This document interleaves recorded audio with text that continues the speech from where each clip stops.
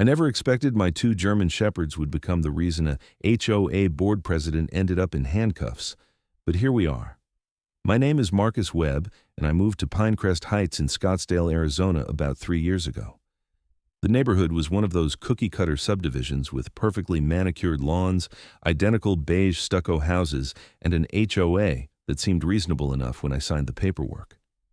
I work as a K-9 officer with the Scottsdale Police Department, and my dogs, Rex and Luna, aren't just pets. They're certified police dogs who have been with the department for 5 years, highly trained in patrol, narcotics detection, and suspect apprehension. When I bought the house, I disclosed everything to the HOA. I even had documentation showing that Rex and Luna were working police dogs, which meant certain HOA restrictions about pets didn't apply to me under Arizona state law. The previous HOA president, a retired firefighter named Tom, understood completely. He actually thought it was great having a cop in the neighborhood, but Tom moved to Florida to be closer to his grandkids about 8 months ago, and that's when everything changed. Enter Patricia Vandermeer. She was 52 years old, had never worked a day in her life thanks to her investment banker husband, and had made complaining into an Olympic sport.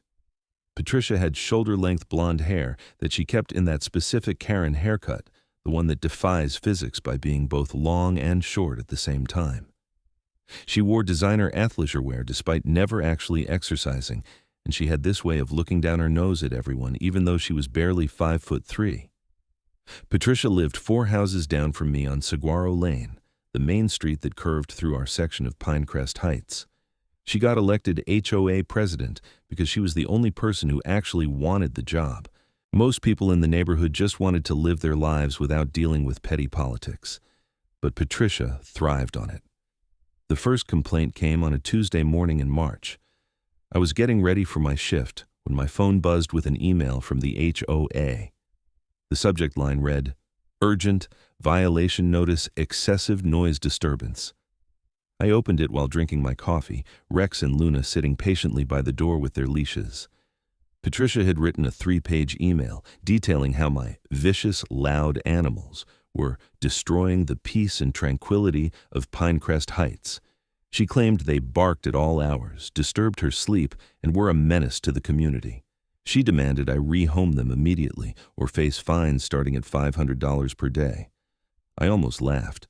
Rex and Luna were the quietest dogs I'd ever known. They were trained to remain silent unless commanded or unless there was a genuine threat. They didn't bark at squirrels, they didn't bark at the mailman, they didn't bark at other dogs. In 3 years, I could count on one hand the number of times they'd barked at home, and each time it was because someone was actually trying to break into a neighbor's car or house. I replied politely, explaining again that Rex and Luna were certified police K-9s and that under Arizona Revised Statute Section 11-1024, working police animals were exempt from standard pet restrictions. I also pointed out that I had security cameras covering my entire property and could provide footage proving the dogs weren't creating any disturbance. Patricia's response came within 10 minutes. "I don't care what kind of dogs they are. This is my neighborhood now, and we have rules. The barking stops or the fines start. You have until Friday." I forwarded the entire email chain to my lieutenant, Sarah Chen, who had dealt with this kind of thing before with other K-9 officers in different neighborhoods. She sighed when she called me. "Let me guess, new HOA president with nothing better to do?" Sarah asked. "Bingo," I said, watching Rex tilt his head at the sound of Sarah's voice through the phone. He knew her well. "I'll have our legal department send her a letter. Usually that shuts them up pretty quick when they realize they can't actually enforce anything against working police animals," Sarah said. "But Marcus, be careful. These HOA types can get creative with harassment." Sarah was right to warn me. The legal letter from the Scottsdale PD arrived at Patricia's house on Thursday. By Friday, I had 3 new violation notices. One claimed my grass was a 1/4 inch too long. Another said my trash bins were visible from the street 15 minutes past the allowed time. The third cited me for having an unauthorized vehicle in my driveway, which was hilarious because it was my marked police SUV that I was required to take home for my shift. I started documenting everything. Every email, every photo she claimed to have taken, every timestamp. I also started checking my security footage more carefully. That's when I noticed something interesting. Patricia walked past my house multiple times a day, always slowing down, always looking toward my backyard where Rex and Luna spent time in their kennel run during nice weather. She'd stop, pull out her phone, and stand there for minutes at a time. She wasn't just walking by. She was watching, waiting for something she could complain about. My neighbor to the left, an elderly woman named Dorothy Martinez, knocked on my door one Saturday afternoon in early April. Dorothy was 78, lived alone since her husband passed, and made the best tamales in Arizona. "Marcus, honey, I need to tell you something," she said, looking worried. "That Vandermeer woman came to my door yesterday.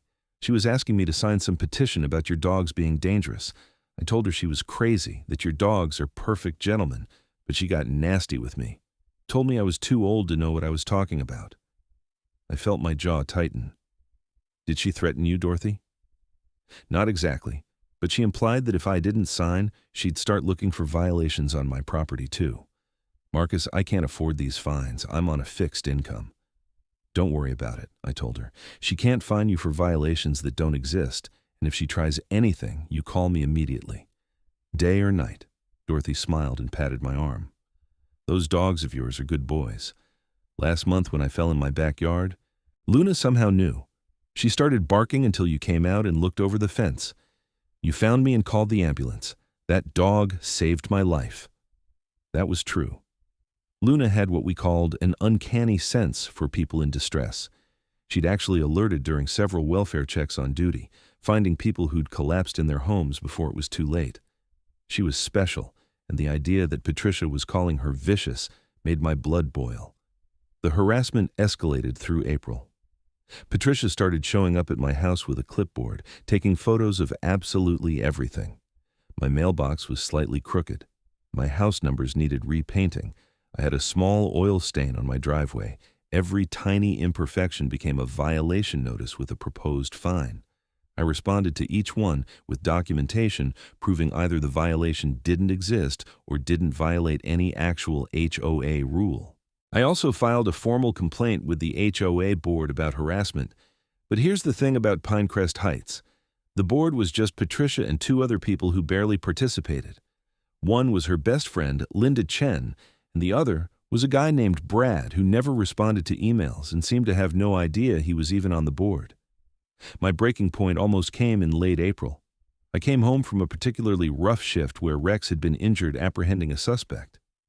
Nothing serious, just a cut on his paw that needed cleaning and bandaging. But I was exhausted and worried about my partner. I pulled into my driveway at 2 a.m. to find Patricia standing on the sidewalk with her phone out, recording. "You're home late," she said, her voice dripping with fake sweetness. "And your dog is limping. That's animal abuse. I'm reporting you." I was so tired I could barely see straight. "Madam, Rex was injured in the line of duty. He's been treated by a vet, and he's fine." "I don't believe you. I'm calling animal control," she said, still recording.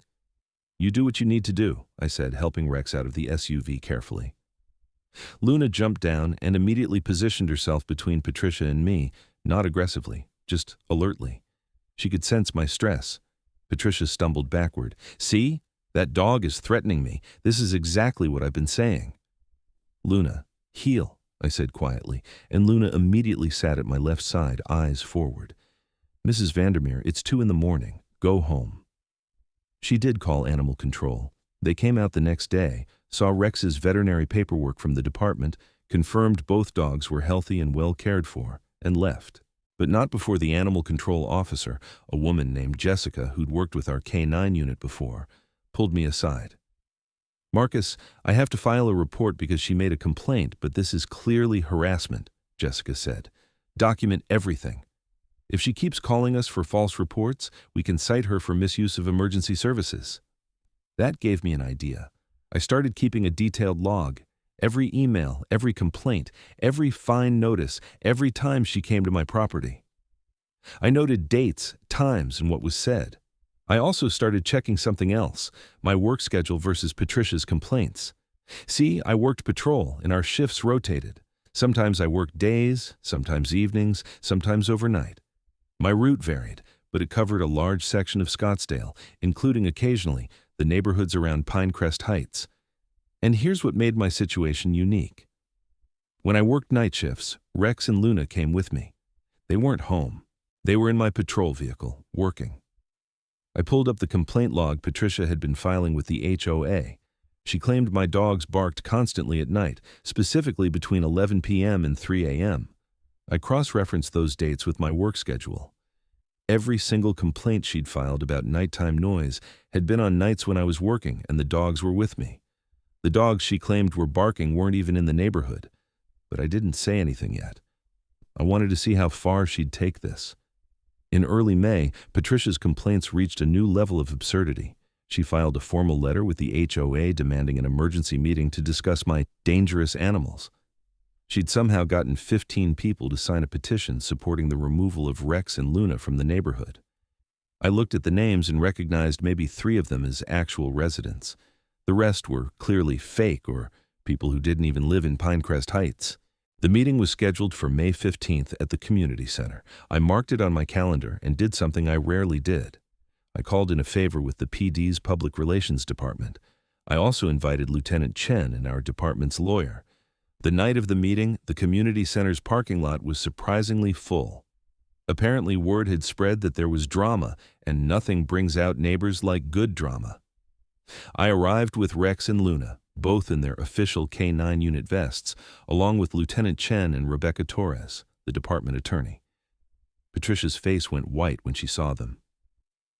"This is a private HOA meeting. They can't be here." "Actually, Mrs. Vandermeer, this is about a Scottsdale PD K-9 unit, which makes it a matter of public interest involving city property," Rebecca said smoothly, taking a seat in the front row. "We're here to observe and provide clarification as needed." The meeting started with Patricia presenting her case. She had a PowerPoint presentation, which was honestly impressive in its level of crazy. She had photos of my house from every angle, timestamps of alleged barking incidents, and even a decibel meter reading she claimed proved the noise levels were unacceptable. "These animals are a menace," Patricia declared, advancing to a slide that showed a very blurry photo of what might have been Luna or might have been a completely different dog. "They bark incessantly, they threaten residents, and they're making this neighborhood unlivable." "Mrs. Vandermeer," I said, standing up, "can you specify the dates and times of these alleged incidents?" She pulled out her clipboard triumphantly. April 3rd, 11:45 p.m. April 7th, 1:30 a.m. April 12th, midnight. April 19th, 2:15 a.m. April 26th, 12:30 a.m. May 2nd, 11 p.m. May 8th, 1 a.m. Should I go on? "No, that's perfect," I said, pulling out my own folder, "because I have my work schedule right here. April 3rd, I worked an overnight shift from 10 p.m. to 6 a.m. The dogs were with me. April 7th, same thing. April 12th, I was working. Would you like me to continue, or do you see where this is going?" The room went quiet. Patricia's face turned red. "That's impossible. I heard the barking." "You couldn't have," I said calmly, "because they weren't here. I have GPS data from my patrol vehicle, time cards from the police department, and security footage from my home showing my house was dark, and the dogs were gone." Lieutenant Chen stood up. "I have those records here if anyone would like to verify them. Officer Webb's K-9 partners accompany him on every shift. They're working police dogs, not pets." Patricia was scrambling now. "Then someone else's dogs must be barking and he's trying to cover it up by blaming them." Dorothy Martinez, bless her heart, stood up from the back. "Patricia, the only noise that comes from Marcus's house is you standing outside taking pictures at all hours. You've woken me up more than his dogs ever did, which is never, because they're quiet as church mice." Several other neighbors murmured in agreement. A man named Robert from 2 streets over raised his hand. "I walk my dog past Marcus's place every morning at 5 a.m. Those German shepherds are always calm.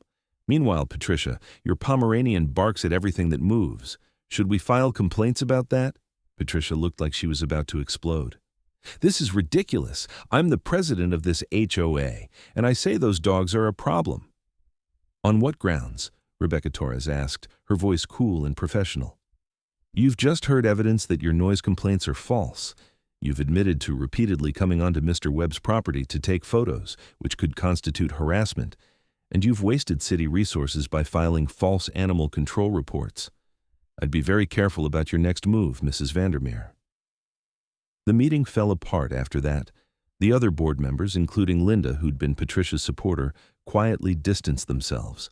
Linda actually apologized to me afterward, saying she'd just been signing whatever Patricia put in front of her without really reading it.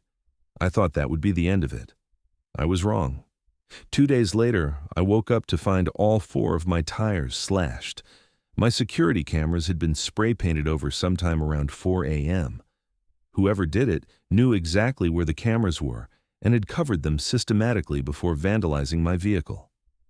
I filed a police report, and because it was my police-issued vehicle, it became a more serious matter. Damaging a police vehicle is a felony in Arizona.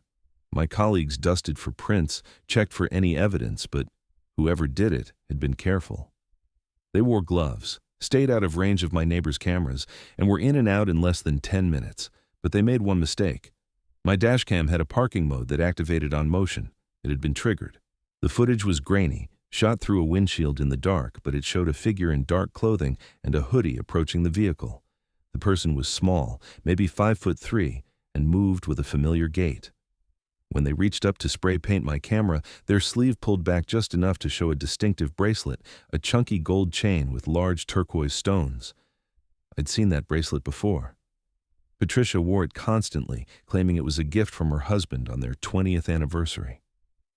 I showed the footage to the detective assigned to my case, Mike Rodriguez. Mike had worked with our K-9 unit before and knew Rex and Luna well. "That's not enough for an arrest," Mike said, freezing the frame on the bracelet. "But it's enough for me to have a conversation with Mrs. Vandermeer. I'll also check her credit cards, see if she bought spray paint anywhere recently." While Mike investigated, I had my vehicle towed to the police garage for evidence processing and repairs. I borrowed a pool car from the department and kept going to work, but I'll admit, I was rattled. Slashing tires was one thing, but the systematic way my cameras had been disabled showed planning and intent. Patricia had escalated from annoying to potentially dangerous. Dorothy called me that afternoon, her voice shaking. "Marcus, Patricia came by again. She told me she knows I spoke against her at the meeting and that I should expect a full inspection of my property. She was threatening me." "Did you record it or have any witnesses?" I asked. "No, she made sure to catch me when I was alone getting my mail," Dorothy said. "But Marcus, I'm scared."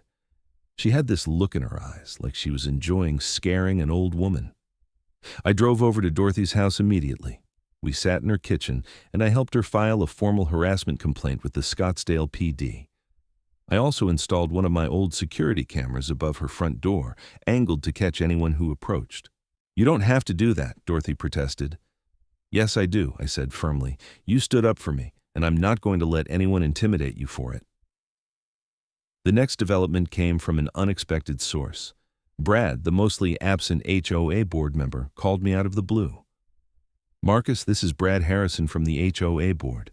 Listen, I need to tell you something, and I'm probably going to regret this, but Patricia has been doing things without board approval," he said, speaking quickly like he was afraid someone might hear him.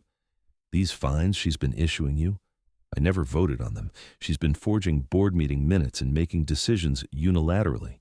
I only found out because I actually logged into the HOA portal for the first time in months and saw all this stuff with my name attached to votes I never made." "Are you willing to make a statement about that?" I asked. "Yeah, I am. I'm actually a lawyer, corporate stuff mostly, but I know enough to recognize that what she's doing could make the HOA liable for harassment. I'm resigning from the board, and I'll provide documentation of the forgery," Brad said. "I'm sorry I wasn't paying attention earlier. I only joined the board because my wife made me, and then I just ignored it. That was wrong." Brad's statement was a game changer. It meant every fine Patricia had issued me was invalid.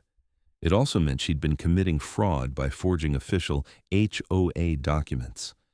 I forwarded everything to Rebecca Torres at the PD's legal department. She was delighted. "This just gets better and better," Rebecca said. "I'm going to send her a letter explaining that all fines are void and that if she continues this harassment, we'll pursue legal action for fraud, harassment, and destruction of police property." The letter went out on May 22nd. Patricia's response was to double down in the most spectacular way possible. On May 24th, I was working a day shift when I got a call from dispatch that there was a situation at my home address. Someone had called 911, claiming there were vicious dogs attacking people in my backyard. My heart stopped. Rex and Luna were with me in the vehicle. They couldn't be attacking anyone because they were literally sitting in the back of my patrol SUV. I radioed that I was 10 minutes from my house and requested backup. When I arrived, there were already 2 patrol units and animal control on scene. My neighbors were standing in their yards, looking confused. Jessica from animal control saw me and walked over, shaking her head. "Marcus, someone called in a report of your dogs attacking people in your yard. We've been here 15 minutes. Your yard is empty. There are no dogs here." I checked my security cameras from my phone. The new ones I'd installed after the vandalism showed my backyard clear. No dogs, no people, nothing. "Who called it in?" I asked. One of the responding officers, a rookie named Thompson, checked his notes. "Anonymous caller, used a burner phone, call can't be traced, claimed 2 large German shepherds were actively attacking someone." While we were standing there, Rex and Luna visible in my vehicle, Patricia came marching down the street with her phone out, recording. "I knew it, you're all covering for him. Those dogs should be euthanized," she shouted. Jessica turned to her slowly. "Madam, there are no dogs here. The call was false. I saw them. They were attacking someone," Patricia insisted. "When?" I asked calmly. "What time did you see this?" "Just now, 20 minutes ago," she said. "Mrs. Vandermeer," Officer Thompson said, pointing at my SUV. "Those are Officer Webb's K-9 partners. They've been with him on shift since 8 a.m. It's now 2 p.m. They haven't been here all day." Patricia's face went through several colors. "Then he must have other dogs. He's hiding them." "Madam, that's enough," Thompson said. "You just admitted to making a false 911 call. That's a crime." Patricia's eyes went wide. "I didn't call 911. I just saw the commotion and came to investigate." But she'd already slipped up. She said she saw the attack 20 minutes ago, but the first 911 call had come in 25 minutes ago. She couldn't have seen anything if she hadn't made the call. Detective Rodriguez, who'd been investigating my vandalism case, arrived about 10 minutes later. He'd been listening to the radio traffic and put 2 and 2 together. "Mrs. Vandermeer, I need you to come down to the station with me to answer some questions," he said. "About what?" "I haven't done anything," Patricia said, but her voice was shaking now. "About the false 911 call, about the vandalism of Officer Webb's vehicle, and about several other matters that have come to our attention," Mike said calmly.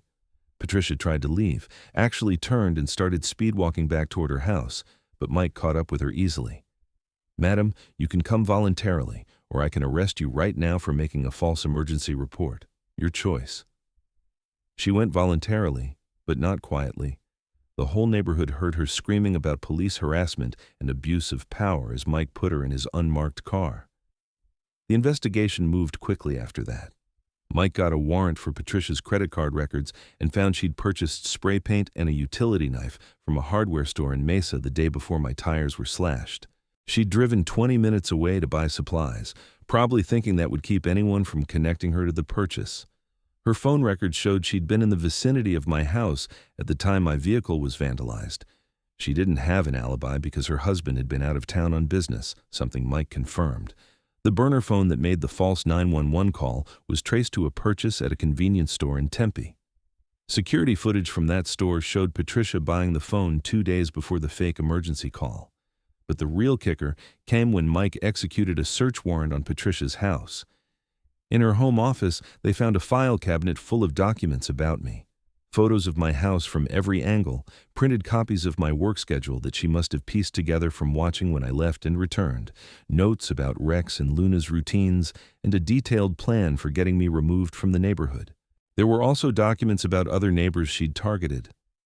Dorothy wasn't the only one. Patricia had files on 6 different residents, all people she wanted gone for various petty reasons. She'd been planning to systematically drive out anyone she didn't like. Most disturbing were the notes about Rex and Luna.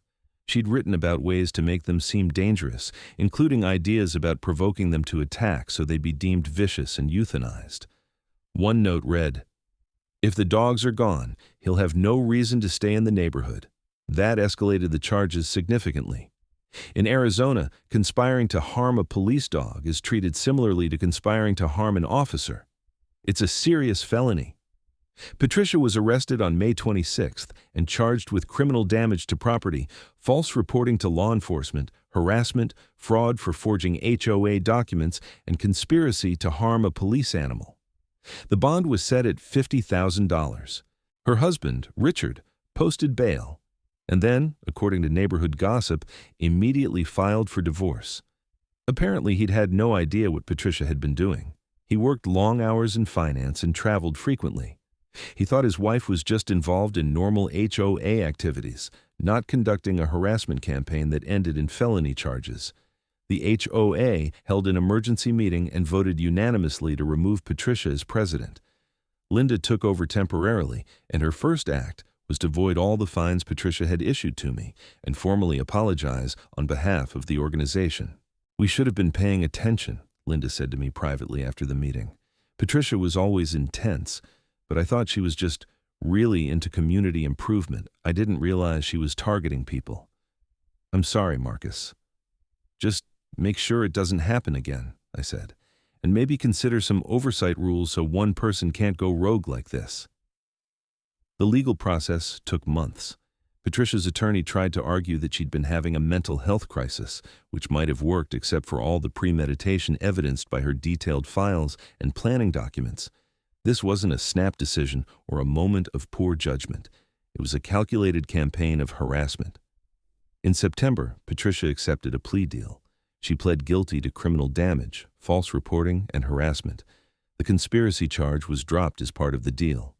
She was sentenced to 2 years in prison with the possibility of early release after 18 months with good behavior.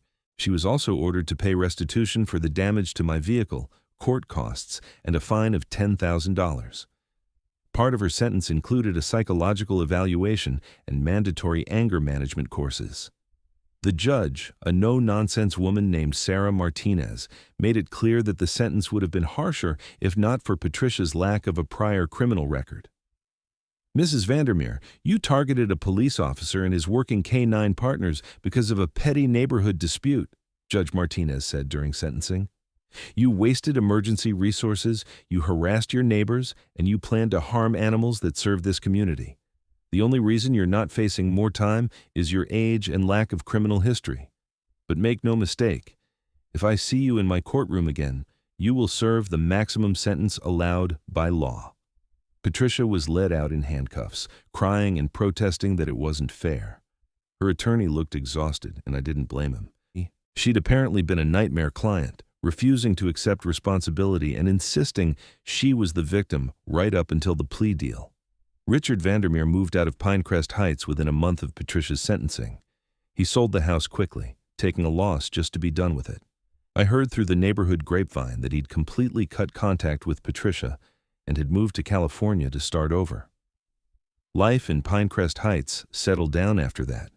The HOA, under Linda's leadership and with new oversight rules, became what it should have been all along, a boring administrative organization that maintained common areas and occasionally reminded people to keep their lawns trimmed. Dorothy and I became good friends. Rex and Luna loved her, and she'd bake them special dog-friendly treats on their birthdays. She told everyone who would listen about how Luna had saved her life and how she'd gladly testify against Patricia 100 times over, if needed. The neighborhood actually became friendlier after Patricia left. It turned out a lot of people had been walking on eggshells, afraid of attracting her attention. With that fear gone, people actually talked to each other, had block parties, and built a real community.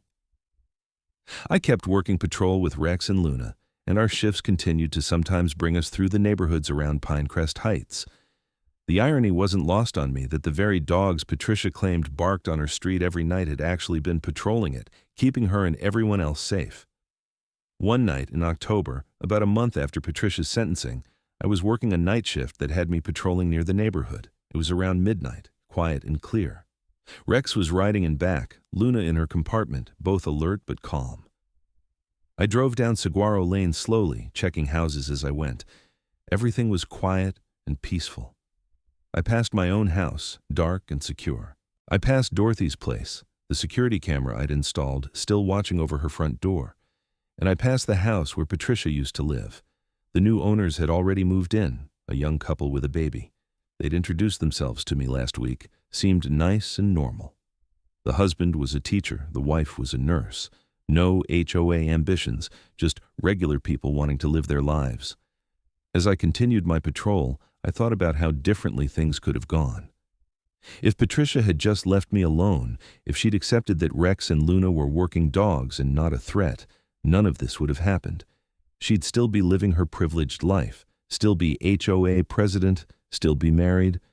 But she couldn't let it go. She had to win, had to be right, had to remove what she saw as a problem, and in the process, she destroyed her own life. Rex shifted in the back seat and I glanced at him in the rearview mirror.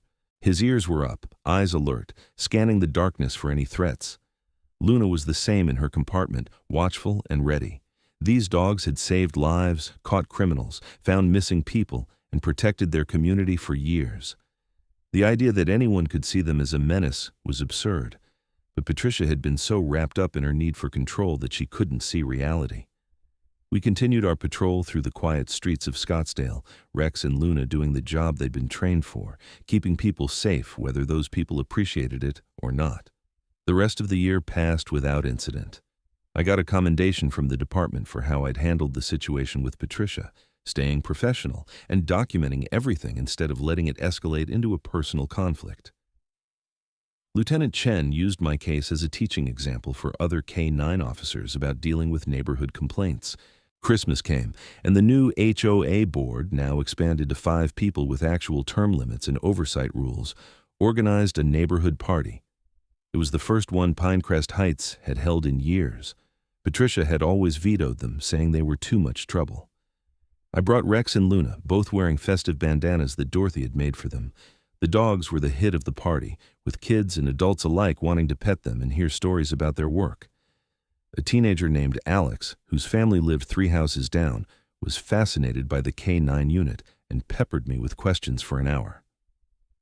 "So they really help catch bad guys?" Alex asked, watching Rex demonstrate a search pattern on command. "Every single day," I said. "Rex has found missing people, located evidence in criminal cases, and helped apprehend dangerous suspects. Luna has an amazing nose for narcotics and has helped us take thousands of pounds of drugs off the streets." "That's so cool," Alex said. "I want to be a cop when I grow up. Can I volunteer with the K-9 unit or something?" I gave him information about the department's Explorer program for teenagers interested in law enforcement. His parents thanked me, and his mom apologized for how they'd stayed silent during Patricia's campaign. "We were afraid," she admitted. "Patricia came after anyone who crossed her. We have 3 kids and couldn't afford the fines she was threatening. I'm ashamed we didn't stand up for you." "You're standing up now," I said. "That's what matters." In January, I got a letter from the Department of Corrections. Patricia was requesting that I participate in a restorative justice program where she could apologize to her victims as part of her rehabilitation. It was voluntary on my part. I thought about it for a few days and decided to do it, not because I needed her apology, but because I was curious if she'd actually gained any insight into her behavior. The meeting was held at the prison in February, in a small room with a counselor present. Patricia looked different, smaller somehow, without the designer clothes and the attitude. She wore a prison uniform and no jewelry, not even the turquoise bracelet that had helped identify her as my vandal. She didn't look at me at first. The counselor, a kind-faced woman named Dr. Simmons, explained the process and emphasized that this was about Patricia taking accountability and beginning to repair the harm she'd caused. When Patricia finally spoke, her voice was quiet and shaky. "I don't expect you to forgive me," she said. "I don't even know if I can forgive myself. I destroyed my marriage, my reputation, my freedom, all because I couldn't stand not being in control." "Why did you target me specifically?" I asked. "What did I actually do that started this?" Patricia was quiet for a long moment. "You didn't do anything. That's the truth. I saw that you had these dogs and I thought I could use them as a test case for enforcing HOA rules more strictly. I wanted to establish that I was in charge, that even a police officer had to follow my rules. It was never about the dogs. It was about power." "And when you realized you couldn't enforce those rules?" I prompted. "I couldn't accept it," she said, tears starting to fall. "I should have just moved on, but I was humiliated, especially after that meeting where everyone sided with you, so I escalated because I couldn't stand losing." You didn't just lose, Patricia. You committed crimes. You tried to get my partners killed, I said, my voice harder than I intended. I know, she whispered. I read my notes from back then, the things I wrote about hurting your dogs, and I don't even recognize that person. Dr. Simmons says I have serious control issues stemming from childhood trauma, but that's not an excuse. I made choices, bad choices that hurt people. We talked for another 30 minutes. Patricia apologized multiple times, and while I didn't fully forgive her, I believed that she was genuinely remorseful. The consequences of her actions had finally broken through her delusions of righteousness. As I was leaving, Patricia said one more thing. I heard about your friend Dorothy, how she's doing well. I'm glad I didn't succeed in scaring her into silence. She was braver than I ever was. I didn't respond to that. I just left. Spring came to Scottsdale with its usual burst of wildflowers and pleasant weather before the brutal summer heat set in. Rex and Luna and I continued our work, our shifts a mixture of routine patrols and intense calls that reminded me why I loved this job. One evening in April, almost exactly a year after Patricia's harassment campaign had started, I was off duty and working in my front yard. Rex and Luna were lounging in the grass, enjoying the last cool hours before sunset. A car pulled up and a woman got out, looking nervous. She was about 40, professionally dressed and carrying a clipboard. My first thought was, oh no, here we go again. But she immediately put her hands up in a peaceful gesture. Officer Webb, I'm Amanda Peterson, the new HOA president. I just wanted to introduce myself and assure you that we've learned from what happened with Mrs. Vandermeer. I've read all the new bylaws and oversight rules. I just want to be a good neighbor and make sure the HOA actually serves the community instead of terrorizing it. I relaxed and shook her hand. I appreciate that. And please, when I'm off duty, just call me Marcus. Marcus, then. And these must be the famous Rex and Luna, Amanda said, smiling at the dogs. May I? At my nod, she knelt down and let Rex sniff her hand before petting him gently. Luna wandered over for attention, too. They're beautiful, Amanda said. My daughter wants to be a K-9 officer someday. She has pictures of police dogs all over her bedroom wall. She's welcome to come meet them properly sometime, I offered. We do school visits and community events pretty regularly. Amanda's face lit up. She would love that. Thank you. After she left, I sat on my front steps watching Rex and Luna play in the yard as the sun set behind the mountains. This was what life in Pinecrest Heights should have been all along. Quiet, friendly, normal. Patricia was released from prison in November after serving 16 months. I heard she moved to New Mexico to live with her sister and was working at a plant nursery. Someone told me she'd written a letter to the Pinecrest Heights HOA, apologizing to the entire community, though I never saw it. I didn't wish her ill. I hoped she'd actually changed and could build a better life without the need to control everyone around her. But I also didn't trust that change completely. People like Patricia, who'd spent decades building their identity around power and control, didn't transform overnight. But that was no longer my problem. She was no longer my neighbor, no longer in a position of authority, and no longer a threat to me or my dogs. Dorothy hosted Thanksgiving that year and invited half the neighborhood. Her tiny house was packed with people, laughter, and the smell of incredible food. Rex and Luna, wearing turkey-themed bandanas this time, were perfectly behaved despite the chaos and the dozens of people wanting to pet them. At one point, Dorothy pulled me aside in her kitchen. You know, Marcus, when you moved in 3 years ago, I thought this neighborhood was dying, she said. Patricia and people like her were making everyone miserable. No one talked to each other. Everyone was afraid. But you stood up to her, and in doing so, you gave the rest of us permission to stand up too. This neighborhood is alive again because of you. I think you're giving me too much credit, Dorothy. You were the one who spoke up at that meeting, I said. Because you gave me courage, she insisted. You and those wonderful dogs of yours. You reminded us what real service looks like, what real community protection means. Not petty rules and fines, but actual care for your neighbors. I hugged her, this small, fierce woman who'd become like family to me. That night, driving home from Dorothy's with Rex and Luna full of turkey and exhausted from attention, I reflected on everything that had happened. What had started as a simple case of HOA harassment had turned into a criminal investigation, a trial, and ultimately a transformation of an entire neighborhood. Patricia had filed noise complaints about dogs that weren't even home, dogs that were out patrolling her street and keeping her safe while she slept. The irony of that would never stop being darkly funny to me. She'd been so consumed with getting rid of Rex and Luna that she'd never stopped to wonder where they were during those night shifts. She claimed they were barking. If she'd just looked out her window on any of those nights, she might have seen my patrol vehicle driving past, Rex and Luna visible in their compartments, doing their job. She might have realized that the very dogs she was trying to destroy were the ones protecting her. But Patricia had never been interested in the truth. She'd been interested in being right, in winning, in controlling her domain. And that need for control had cost her everything. As for me, I'd learned valuable lessons too. Document everything. Stay professional no matter how crazy the other person gets. Trust the system even when it moves slowly. And most importantly, there are good people everywhere who will stand with you if you give them the chance. Rex shifted in the back seat and I reached back to scratch his ears at a red light. "Good boy," I told him. "Both of you such good dogs." They'd never know the full story of what had happened, how their mere existence had sparked such chaos. They just knew they had a job to do, and they did it with dedication and skill every single day. That was enough. That was everything.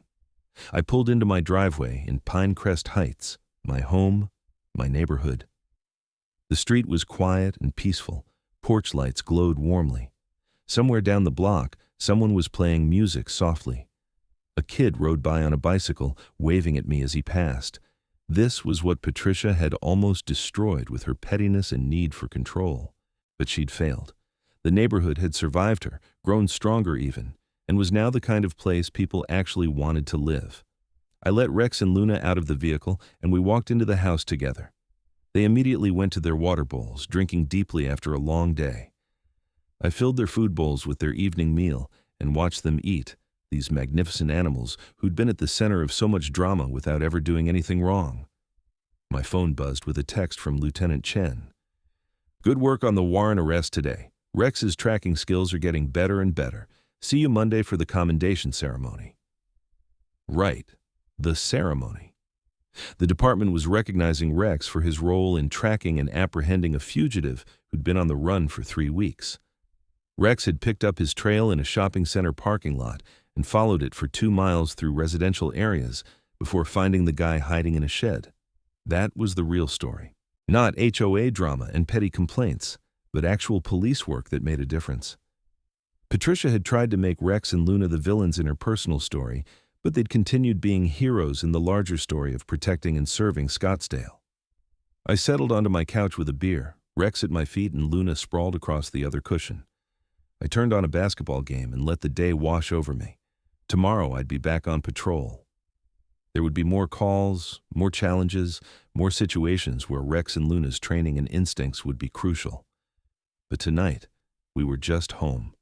Just a man and his dogs in a quiet neighborhood in Scottsdale, Arizona, living the peaceful life that Patricia Vandermeer had tried so hard to destroy and had instead only made stronger. The game went to commercial, and my mind wandered back to that first complaint email, Patricia's outraged message about my vicious, loud animals. If someone had told me then that it would end with her in prison and me being celebrated as a neighborhood hero, I wouldn't have believed them. Life was strange that way. You never knew how things would unfold. You just had to stay true to yourself, do the right thing, and trust that justice would eventually prevail. And it had. Not perfectly, not quickly, but it had. Rex's tail thumped against the floor in his sleep, probably dreaming of chasing suspects or playing with his favorite ball. Luna snored softly, her paws twitching. I smiled and took another sip of beer.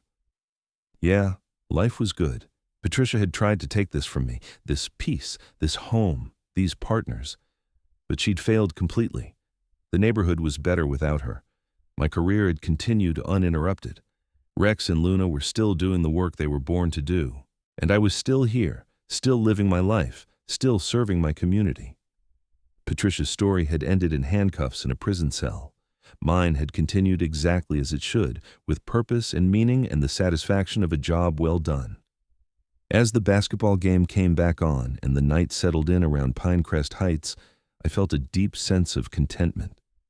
This was where I belonged, with these dogs in this neighborhood doing this work, and no HOA Karren with a clipboard and a bad attitude could ever change that.